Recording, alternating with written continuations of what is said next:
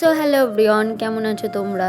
1 মাস 10 দিন বাপের বাড়ি ছিলাম। শ্বশুর বাড়ি আসার পর আবারও ক্লাসে যাওয়া স্টার্ট করলাম। ক্লাসে যাওয়ার সঙ্গে সঙ্গে এটা কি বললো ম্যাম আমাকে, ম্যাম বললো আমি নাকি অনেক কালো হয়ে গেছে, রোগা হয়ে গেছে। তো আজ ছিল ফেসিয়াল ক্লাস, তো আমিও ফেসিয়ালটা ম্যামের কাছ থেকে করে নিলাম। আজকের মতন ক্লাস শেষ করে আমি একটু মেডিসিনের দোকানে এলাম। আগের দিন ওষুধ আমি অর্ডার দিয়ে গেছিলাম আর ওই ওষুধটা চলে এসেছে, ওষুধটা নিতে এলাম। কাকুর হাতে প্রেসক্রিপশন দেওয়াতে কাকুটা আমার ওষুধ মিলিয়ে আমাকে দিল।